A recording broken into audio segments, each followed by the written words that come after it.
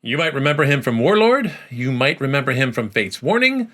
These days, he's reteamed with his former Fate's Warning bandmate Ray Alder to lead another band, which is releasing their second album June 6th. Of course, I'm talking about the legendary Mark Zonder, and the band is A-Z. Now, Mark joined me for a nice chat about the new album and his goals for the band and his concept of the ultimate professional musician. That conversation is next.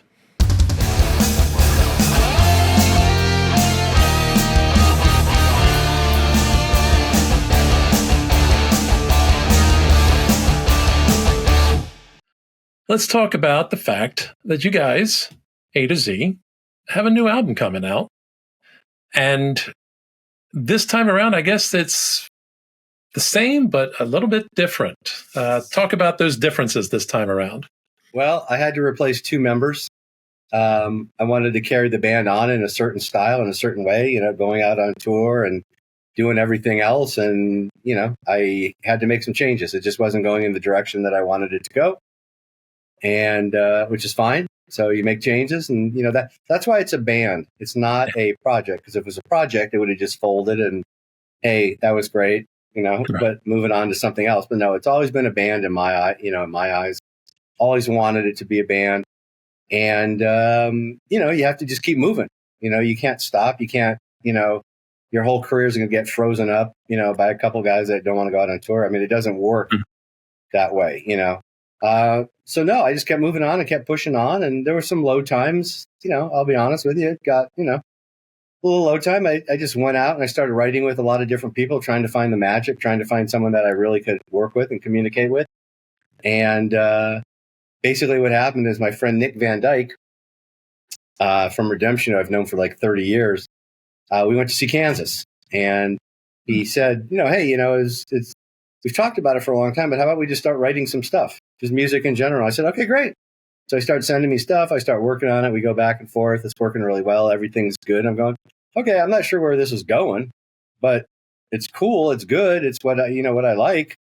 And then I'm playing with Chris and Pelletieri at the Heavy Metal Hall of Fame, where Chris is getting inducted.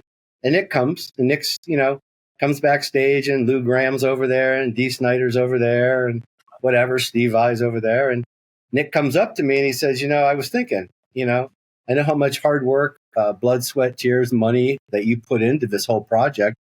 Well, there's that ugly word again, into this band, ugliest word in the music business, that you put into this band. And he goes, it'd be really a shame not to keep it going. How about we just carry on and call this A through Z? I felt like kissing him on the lips, but I didn't think it was a good idea at the time.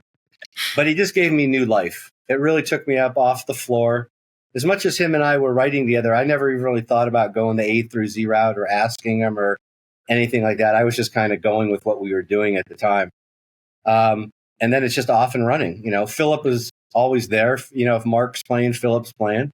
I haven't played with another bass player, I think, since 2007, maybe. Wow. Everything I do when I have the choice, there's no doubt about it. It's Philip Bino in the conversation. Yeah. And then when it came to the keys, replacing the keys, Jimmy Waldo, I'd worked with him with Graham Bonnet Band in Warlord too. So we had just known each other. Jimmy's a total ultimate professional. Kind of learned a lesson after that first go round with that first album that I thought at my age I shouldn't really have to learn, but I learned it again, that you really got to surround yourself with, people that you trust, people that you love, people that trust you, people that are mature. And the word that gets thrown around a lot, well, communication's a big thing, but the word that gets thrown around too lightly is professional. It's just being professional. And that doesn't mean how well you play. That means how you interact and how you play with others, and how you communicate. I would rather have a guy come up to me and say, hey, Mark, your breath stinks, your drumming sucks, and you don't know how to run a band. I would go, okay, cool. I get it. That's your opinion. Goodbye. And you're out. You don't obviously want to be here. Yeah. I don't even have to fire you. You kind of fired yourself on that one. I'd rather have that than like people disappearing for 3 weeks, 4 weeks, 5 weeks, and you don't know what's going on, and whatever else is going on. And then you see them posting online. You know what I mean? It's like, okay, we're playing the 9-year-old game here. Okay. I get it. So yeah. And then, so Jimmy Waldo, that whole approach with the Hammond through the Marshall, the grindy, heavier keyboard sound was perfect matchup for Nick's writing and Nick's guitar playing. And Nick said to me, he goes, why don't we use Simone to play the leads? And Nick had played with Simone before, and he thought he was the greatest guitar player that he ever played with. And I had mixed the last album, the first A through Z album, with Simone. So I knew what kind of person he was. I knew what kind of professional he was, how he worked. Certain people, if you get a bunch of people sitting around and they all like to take 6 weeks to come up with indecision, then they're going to get along really well together. But when you have guys that want to move really quick and like want to get stuff done because I got other stuff and I'm really excited about this, those are the kind of guys you want. So I knew mixing, working with him was going to be a pleasure. So I talked to him and we agreed that, he was going to mix the second record. We talked about that months ago, but talking about the guitar playing, and he said, yeah. So he started playing the leads, and then I asked him to take it a step further. And I said, dude, play all over the place. Play behind whatever you think is creative. And that's the thing with me in this band. Be creative. Do whatever you want. I don't tell Philip what to play. I don't tell anybody what to play. What I like doing is when they come in with an idea is not necessarily pushing them, but having them take it a step further and play a little bit more. Here's an example. One of the songs, Simone plays this great melodic lead during the lead section. And then we go to the chorus out. That's just a repetitive chorus. And I go, why don't you just play that lead line melodically behind Ray singing all the way out? That kind of Neil Schon Journey thing, Steve Lukather, Gary Moore. And guys like that just take it and run with it. You know what I mean? You're in the right spot. So that was that, and there we are, round two, and again, it's a band. I fired everybody since then because I thought there's magic in changing every record. So I fired everybody. No, I'm just kidding. So that's kind of where we're at, and everybody's very excited. Been tremendous reviews on it, tremendous acceptance. The videos, doubling and tripling what we did on the first one that took 4 years to get that many kind of things. So there's something going on, but I think the most important thing that's going on is the label is invested in the band. Right. The label is behind the band. The label brought everybody out from around the world to do the videos because they thought you need real videos. You can't just keep doing the chop up videos that we're doing. And it goes along with the theory that I have for the band that if you're going to do it, you do it right. Whether it's the artwork, I auditioned 9 guys originally to mix. I knew the mix was everything. So I just needed to find that guy that I really just loved and knew that I could stand behind instead of every time I listened to it, I'd go, well, it's okay, but that kind of thing. So the label's there too. If we're going to do it, we're going to do it right. And we're going to do it to the best of our ability, whether it's the artwork, the videos, the merchandise, the social media, it doesn't matter. It's 110%. Yeah. And it's great to hear you so pleased with the outcome. It's as the man says, it's great. Well, I love it when a plan comes together is what he said. I was going to paraphrase, but it kind of loses something when you start paraphrasing a famous quote. Yeah. But it sounds like, you really found that right combination of players that gets you what you want, not to mention the people behind the board that make the sound the way you want. And that's a great thing when you're able to do that. I'm curious, because this is a confirmation question more than anything. It sparked my curiosity when you said the artwork. Did I read correctly? That's Hugh Syme that did the album cover? He did the first one and the second one. Oh, nice. Okay. Well, that's shooting top tier right there when you're getting Hugh Syme involved in your work. Well, here's the thing about you. I met him during the Fates Warning days. He did the Perfect Symmetry album cover. He did the Parallels album cover. And I've always loved his stuff. Just absolutely loved his. I just think that's, for some reason, it just resonates with me really well. I just gave him a call. He understood that we weren't Dream Theater or Megadeth or Rush. He understood that we didn't have that kind of money. And he worked with me to make it work. And I really appreciate that he did that, because to me, the packaging is a big deal. Believe me, before I got to Hugh, I tried to go other routes, with other things and other people and different things. And it was a disaster. I would almost venture to say it was disgusting on album covers that people were turning in, or just ideas and just like, really? That looks like everybody else's album cover. You know what I mean? It's like, and by the way, what does Noah or Moses walking across the desert have to do with this band? It's like it was very frustrating. Almost as frustrating as auditioning singers, but it was just I give them as much as I can as far as the idea of where we're going with this and what we're trying to do. But Hugh, he just knocked it out of the park. He worked with us budget wise. So what can I say? I think it's important. I think your album cover is really, really important. I know a lot of people don't think that. I know a lot of people just go, hey, go to the album, go to the website. My daughter did a great cover, and stuff like that. And bands do that, but sure, that's not my idea. My idea from the beginning was, bigger, faster, stronger, 1980s, 1990s, old school, looking at the album and getting that whole vibe experience. Right. I'm not sure if they sent you anything besides the cover. Oh, I had the whole album. Oh, how did you get the whole album? Oh, yeah. You have actual physical product? Oh, no. Sorry. Okay. That's okay. So, digital. So you saw, I was going to send it to you if you didn't have it, but so you've seen that it's a full package. Yes. Everything's well thought out from the disc, the yellow disc cover with the alligator chasing the guy's butt, all the way down to on the vinyl, the way side A is called A and side B is called Z, and you've got the armadillo and the Zippo lighter, and it's Hugh Syme, man. What can you say? The man knows his craft. He's been doing it for a long time, and I'm surprised you didn't go with Roger Dean. You didn't go for one of those spacey progressive Yes album covers. Number one, we're not a progressive band. Number two, I don't have his phone number, and to be honest with you, never a big fan. Fair enough. I like that. Hypnosis was really good in the day, with the album covers that they came up with. But the thing I like about Hugh is he understands that we're trying to string the album covers together. Yeah. Now, the first album cover was his idea alone. I just gave him the name of the band, and 20 minutes later, that's what he came up with. Nice. This one, myself and my friend Mark Cubbage worked on it together. Mark came up with the idea, we're doing the A and the Z and the alligator and the zipper. And then we kind of went with that. And I just told Hugh what we wanted. And he went right to that. And then obviously took it further. But so, there's no animals on the third album, already kind of got it planned. No animals, no teeth, but still the A through Z theme. It's still going to have the A through Z theme. I've got the idea up here. It's just a matter of, talking to Hugh about it and getting it going. Yeah. Hugh is great with the concepts. I've seen enough of those album covers where he will get every aspect of the theme wrapped up in there in a nice, neat package. And the man knows his craft. Yep. I just think it's important when and we know in this day and age, this is going to show up on printed pages or on the internet next to 3 or 4 or 5 or 6 other album covers. And the whole idea is that this one's supposed to jump. I've had people walk into my studio that aren't even into music and see that bass drum head or, see that artwork and just kind of go, what the hell is that?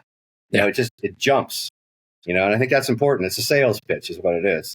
Yeah, indeed. I've literally in the past bought albums because I was intrigued enough, partly by the album cover, partly by maybe the name of the band, things I used to pull stuff out of the record cabinet that came in new that was dropped off at the college radio station, and I'd flip through until a name intrigued me, and I'd grab that and pick a song and just throw that on the air without listening to it, which I admit I was taking a bit of a risk, but I found some great stuff that way. No, absolutely. Yeah, one of my great finds before they ever became big doing that was Temple of the Dog. So, okay, sometimes you get a real serious gem out of that stuff, and I bet you a lot of times. But I bet a lot of times you listen to a lot of crap. That did happen on occasion, too. Especially when you don't. It's one thing if you listen to the whole album and then pick the favorite song that you like, but it's another one just to shoot it in the dark. Yeah. You never know. Times like that, I wished I had a clip of the guy from Indiana Jones and The Last Crusade saying, "He chose poorly." This is true. Just to play after the song. He chose poorly. Yes. Yep. So anyway, very cool to hear Hugh Syme involved with that. I was worried about his income levels when Rush stopped making albums. But busy. Don't fool yourself. They're not done making albums. They've got the 40th anniversary. He's shown me different things. They got the 40th anniversary, and then they got the Signals. Ray Daniels and the management company keeps Hugh busy. I bet. You know, I bet. definitely Yeah. busy. So musically, as you headed into this album, and I think if I remember correctly, it was reading the description, the press release on it, talking about it's maybe a little proggier this time. So maybe there's some other new ideas that came into this one. What did you go in intending to do differently, and to what degree did that more progginess creep in on its own? I wouldn't necessarily say it's more proggy. Yeah. I went into this with one thing and one thing only, and everybody knew this. Everybody knew this from the beginning. You know, it's beer commercial, car commercials, and Cobra Kai, which basically translates to hooks, choruses, hooks, melodies. If you have a great chorus, you can do whatever you want on the other sides of it. It doesn't matter. As long as that chorus comes, everybody's tapping their foot. And then when that second chorus comes, they know what it is. Yeah. So everybody knew that was the main thing. After that, it was just, again, going back to that thing of you work with people, you don't tell them what to do, you don't guide them, you take out of them, as long as you trust them, you take out of them what they do best. So Nick would come in with ideas.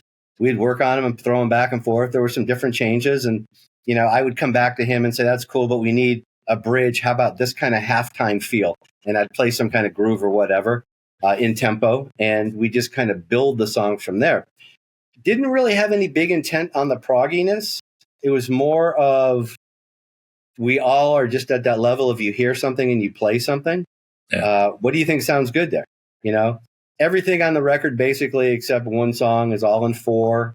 It's all, even though it doesn't sound like it at times, possibly, it's all in the groove. It's all in the pocket. That's really important. I just wanted on this one to come out with big energy, which was important. And so Nick and I would talk about writing a certain style of a song, not a song in particular, but kind of like, okay, we kind of need that Kill the King, up-tempo, start to finish, just go, go, go kind of song. And then other songs. And then other times it was just ideas. And I just put a drum groove down to it and a beat, to it. And it would just create an atmosphere, kind of like, okay, this has a jungle. This is kind of jungly. And so we're going to go to this part next. It was, as I remember, it was painless. It wasn't a whole lot of thinking going on. It was more just a lot of doing. We just play and listen back and go, okay, we can do that.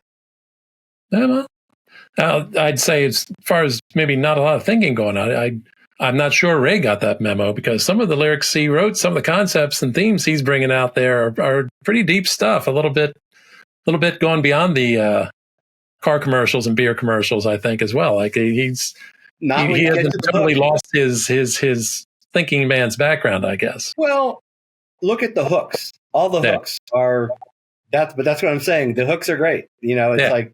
You don't have to pull out the dictionary and thesaurus during the chorus, like, what the hell's he talking about? I want to breathe your midnight air. That could have been everything from Midnight Oil to Journey to Loverboy. Any of those bands. I would like to hope to think that the music just really inspired Ray. People have commented on the fact that, because we hand them the music. I don't tell them where to sing anything. You figure out where you want the verse. You figure out where you want the chorus. If you need us to change something, no problem. We can change it, chop it up, make it longer, shorter, move it around. It's not a problem. I'd like to think it just inspired him. He seems to be singing with a little bit more aggression. I kind of tried to push that on him a little bit. I wanted more. I didn't want to push him into an upper register and have him do things that, maybe we could all have done 40 years ago. I'm not asking for that, but at the same time, I'm hearing these songs and I'm feeling them emotionally. The vocals have to come across the same way. Yeah. And there wasn't a lot of that by any means. It was just like, hey, the end of this phrase here, can you just punch these 3 words? Just give it, make it sound like you got hit in the stomach. Make it sound like it really is bothering you. Like this line, right. It hurts, kind of thing. So no, he was just off and running. Yeah. No, he did impressive work with all of it, because he was on his game, and the man can write intelligent stuff, but he didn't lose track of the hooks at all. As a matter of fact, I think, in some ways, the way the music was there for him, and I'm guessing from the way you're saying it, the music came first, and he put the vocals and the lyrics on over that. I think in many ways it really lended itself to him doing something more melodic than he sometimes did when he's dealing with weird time signatures and strange tempo changes and things like that back with Fate's Warning. Yeah, I think on both of these records, it's a combination of the music really sits out there overly melodically, as well as both these records, there's no one standing over them. There's no one telling them what to do. There's no one, like, I don't want to say criticizing, but no one just telling him, no, that's wrong. Do it again. Do something else. Hurry up, hurry up, hurry up. It was, be as creative as you want. I don't mean silly, but if you want to take chances, try them. You never know. This is the time. This is the band to do that in, because that's what I push on everybody. I tell Philip, I go, dude, I need to hear more high notes. I want to hear, like, you play with me on this riff here and this, like, come out. You don't have to always just be the traditional bass player, and I just try to push them as much as I can. Yeah. And it's interesting to see a band like this come together. I almost said project, God forbid. What's wrong with me? A band like this comes together and you're talking about guys that have these very diverse backgrounds and diverse experiences in terms of what they've done in the past. And then you have to meld all of that together. Not to mention when you got guys who have all played in multiple bands, multiple situations. There's a certain, I think you call it professionalism. There's a certain Zen aspect to those who have done a lot of those different things, I think, that allows them to come into a new situation and collaborate smoothly. Does that sound like your experience there? It sounds like what you were talking about. Yes and no. There's plenty of guys that have played in 170 bands that couldn't do it. They just can't do it. It's like kind of that my way or the highway kind of thing, and that's just all the way there is to it. And there's no such thing as, quote, collaboration, and it's just got to be done my way. Yeah. As much as everybody in this band is very talented, and we probably could form a salsa band and be good, they're that talented and that kind of thing. It's more of what I found was the respect for each other, the respect for the band, knowing, like, okay, this is what Mark wants to do. This was the idea from the onset. No, we're not going to play 12-minute songs. Don't even bring that up. We're not going to, do happy major music that's really funny. Like rock. We're not playing good old rock and roll. It has to be in a certain vein. So I think it's more of that word professionalism that I was talking about, that if you're going to do something, the rules, not that there's rule, but the guidelines. Sure. Don't think you're getting a blues solo in the middle somewhere. Okay. It's not going to happen. It's more that, and that professionalism, right. It's not so much that how talented playing wise they are, but just, it's the inner workings of the band and the personal things to keep everything moving in the same direction. And that's so important. There's no difference between a band and a company, that's selling whatever widgets or whatever. It has to be, your employees can't be taking 3-hour lunches. They can't be calling in sick every other day. Yeah. So it's the same principle and philosophy. And I think it's more of the respect and the love for each other. And you can see that in that video, Nothing Is Over. We didn't know they were shooting background stuff. I thought the guy was just walking around with lighting meter. But then we're not that stupid. We figured it out after a little bit, but that was all unscripted. That was just us hanging out. Most everybody knew each other. Some people didn't know each other. Jimmy didn't know Nick, Simone, or Ray. I mean, obviously I'd played and interacted with all of them. Philip had played with, no, he hadn't played with Ray. Well, no, he played with Ray on the first album, but they never met. And I think actually Ray went out to a Vi show too. But no, everybody just got along so well, and there was just a respect for what was happening. I think everybody also realized the investment that Metal Blade was making into the band by bringing us all out, and how this is like special. It doesn't happen all the time. I've learned a long time ago that when these kind of opportunities come up, you got to really enjoy them and take full advantage of them, instead of just going, oh, this will happen again next week, or my next band will have the same thing. I mean, during one of these dinners, Ray leans over to me and says, man, they don't even do this for Fate's Warning anymore. And he goes, this is like the 90s all over again, or the 80s or whatever, it was, where the label is because this day and age, and everybody else knows, there's no money, and we did this record for basically no money. And I would stack this up sonically with, creative wise, that's everybody's discussion. You can discuss it all you want. Sonic wise, it's as good as anything out there. Yeah. I don't know anything sonically with that acoustic drum sound. There's no samples. There's no triggers. It's old school, 4-piece drum set in a dead room. Wow. Amazing engineer, Simone, just really, really did it. It's, I think sonically it's amazing. Yeah. Now, I'm curious about that too, as far as the recording process, because I get all kinds of answers about these kinds of things anymore, as so many bands have shifted in this thing where they've got members in various parts of the globe and they are emailing not samples, but recordings to one another and assembling that someplace. You got people doing things out of their basements, basically, with a laptop and microphones, and they have these wonderful sounds. Where did you guys do? It sounds to me, at least from what you're talking about, almost sounds like you guys went kind of comparatively old school. Everybody in the studio together recording, and maybe not at the same time recording, but everybody in the studio together and writing together, or no? How'd you do it? You just gave us the ultimate compliment right there. A lot of people have said it sounds like we've been playing together 10 years. Wow. Now this goes to the testament of how good these guys are. This is how that works. We were doing the whole demo thing. I'm a big fan of like demoing it to death, living with it forever, and then going, okay, now it's time to turn the red light on and really record for what we're doing. So we had it down to the point of we knew exactly everything. This isn't like jam time in the studio and, hey, check this idea.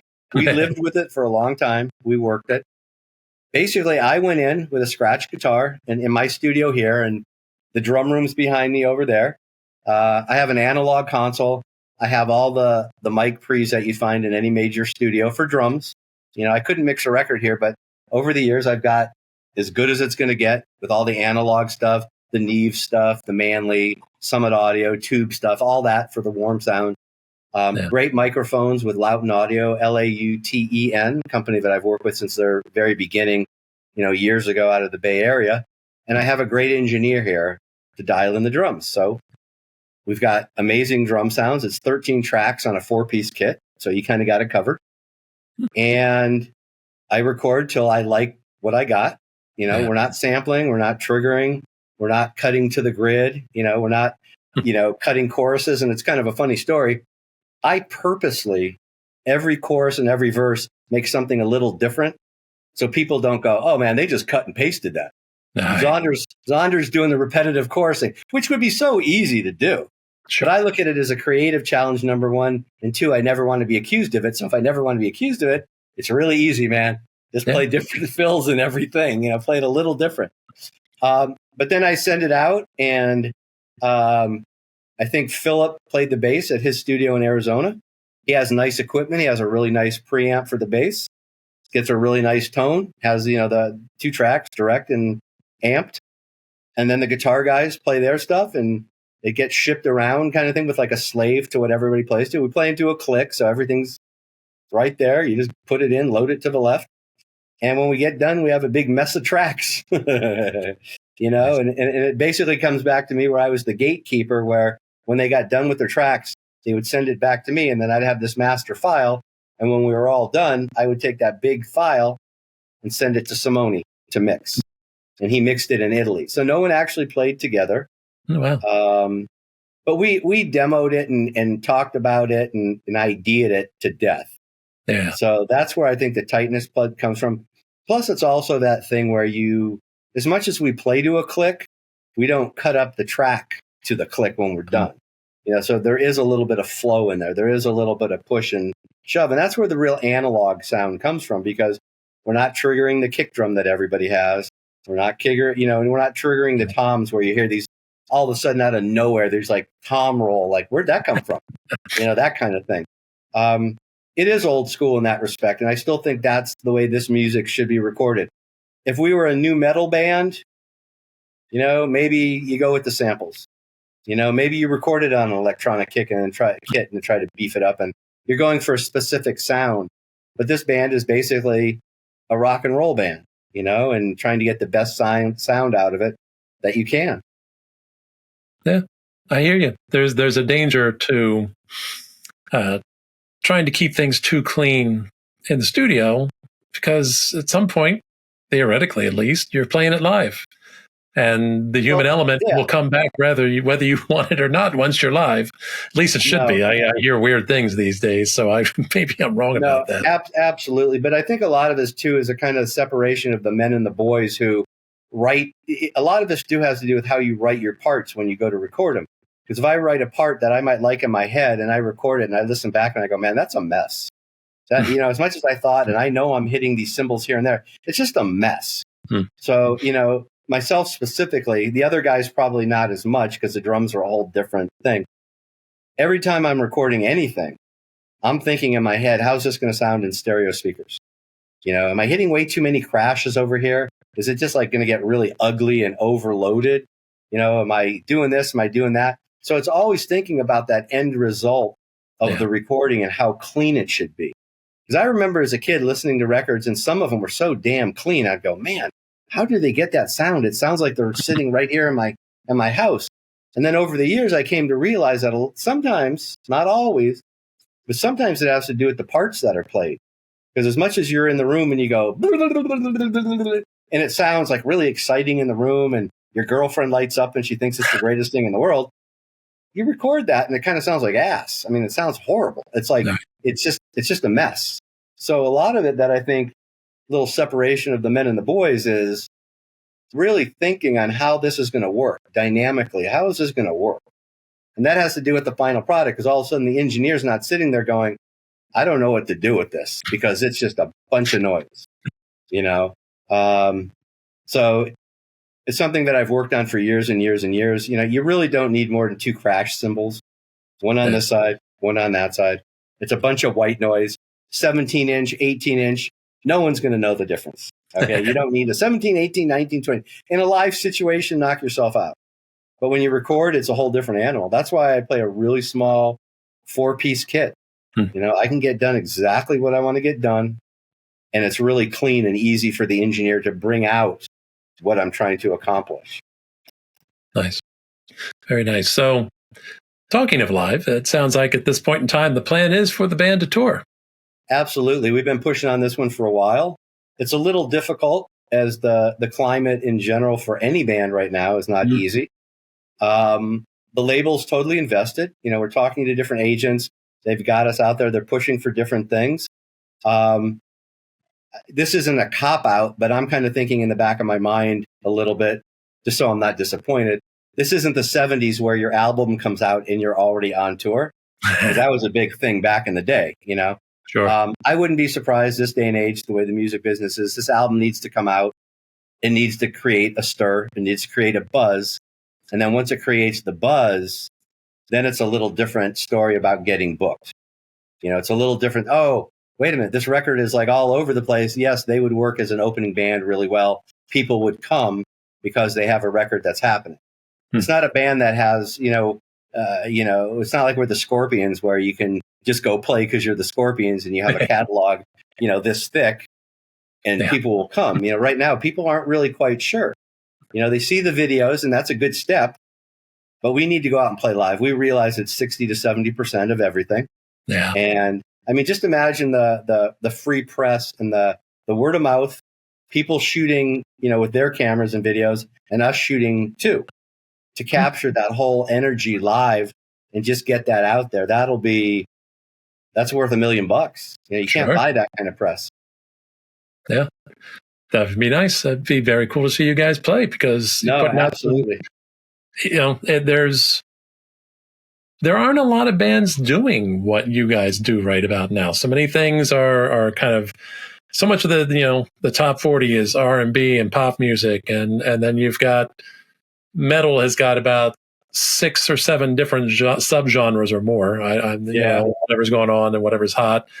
You got some weird hybrid things out there from time to time that may be going there, but straight ahead, good, solid hard rock with melody is almost a lost art.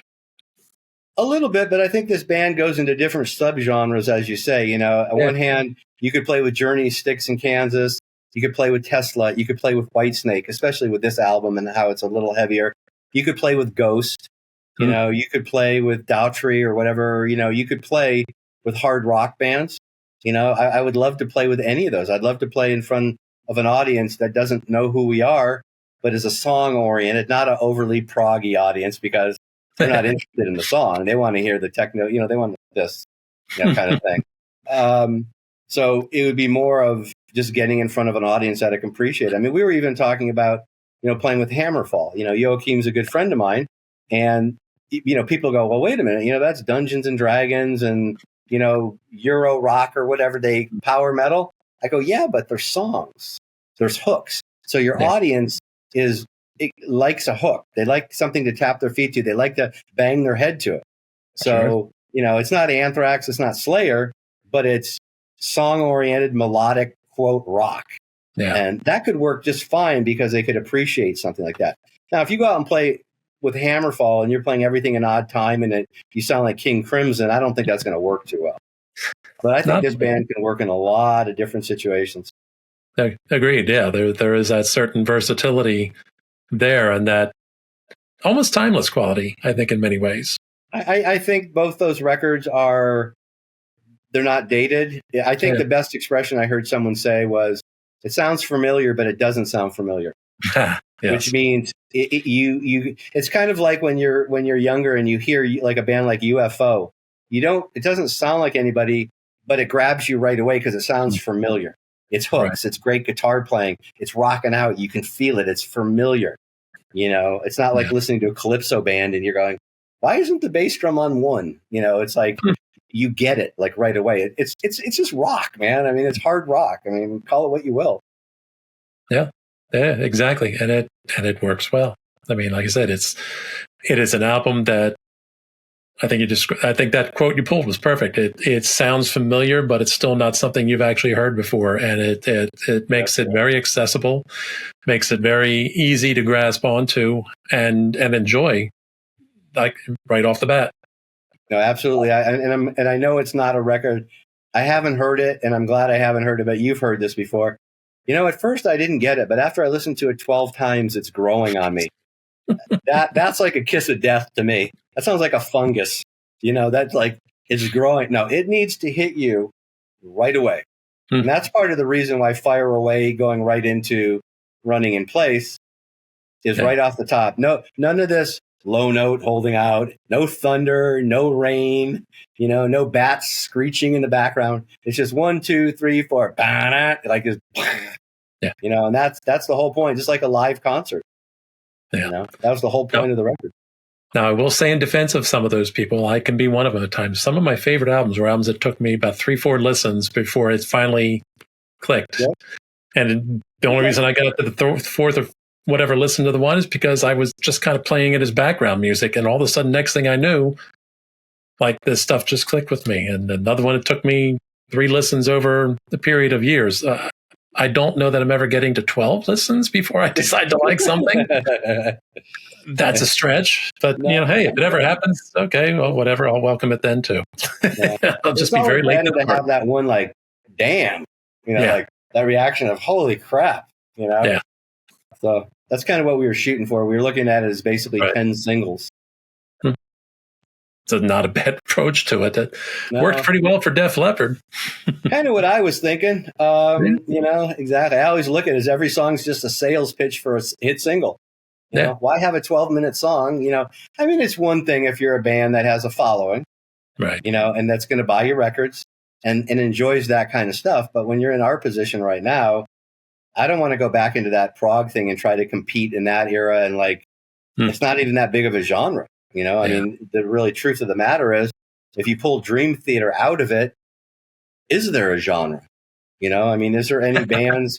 You know, one could say, yes, there's various bands, but I'm saying it's not like there's 12 bands like Dream Theater, like when you, back in the day when you had a hard rock thing and there was 12 bands that, you know, at least 12 bands that were just great. Yeah. You know, that field to me is just a little limited, you know? Yeah. Well, it's certainly not in the top 40. Exactly. Not for a very long time. as it Yep. seems. Well, I'll take that back. Actually, that's a slight lie. It depends on whether or not, and people can disagree about this. I find it's a band that tends to get a lot of reactions, but whether or not you consider Sleep Token to be prog metal, which I hear arguments for and against, and they just debuted at #1, which is amazing in my mind. Yep.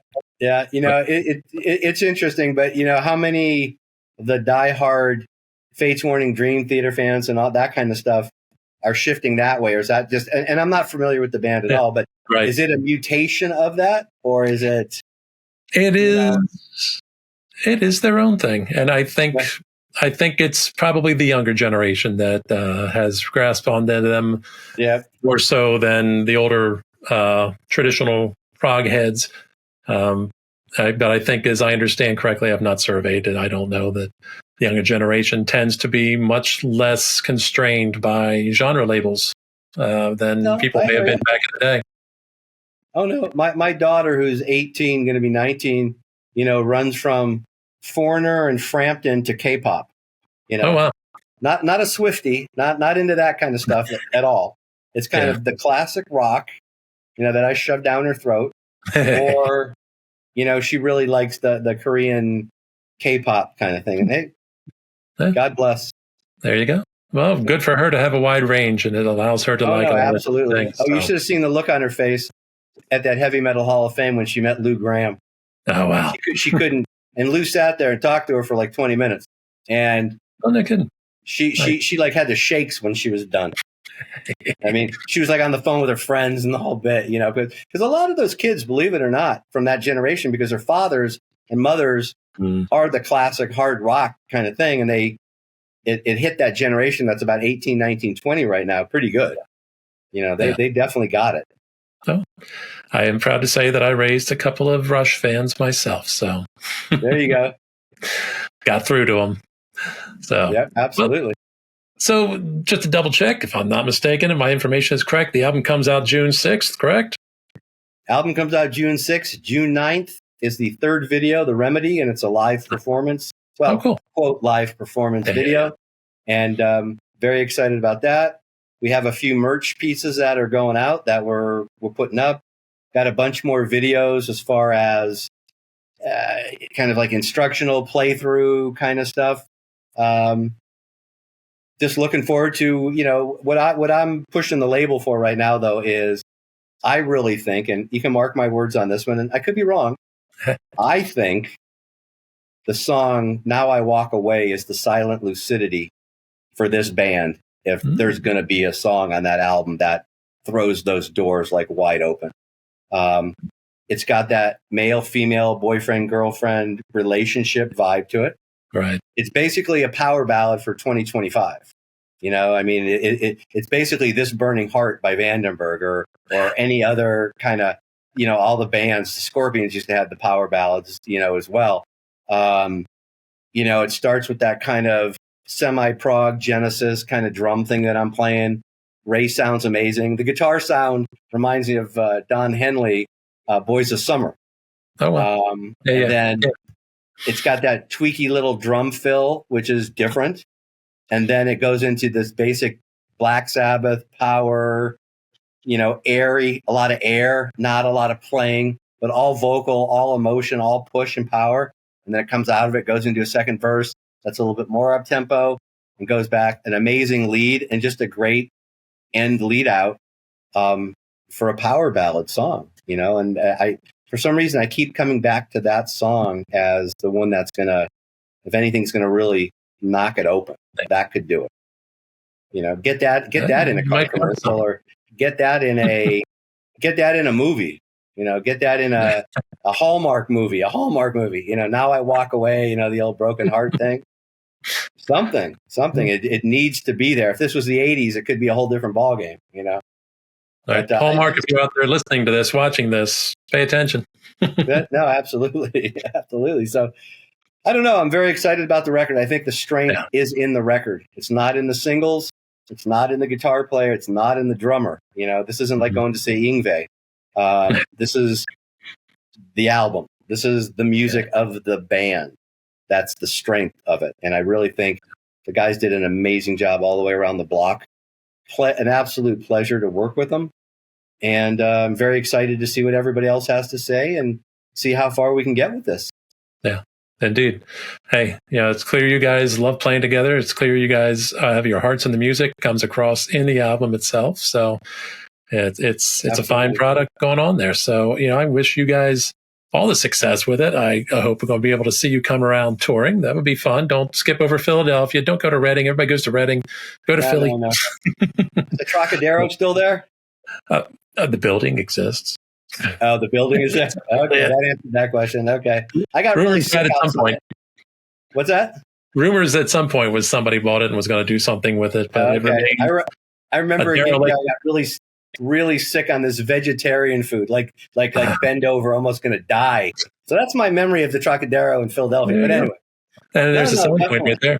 Definitely. I will keep you posted on everything. Excellent. All right, sir. Well, thank you very much. I appreciate your time tonight. And you have a wonderful evening. Actually, it's probably earlier for you than it is for me, but you have a good rest of your day regardless. You too. Thank you for your time. You're welcome. Bye-bye. Once again, the album is A2Z2, and it's going to be dropping June 6th, so you still have time to pre-order it.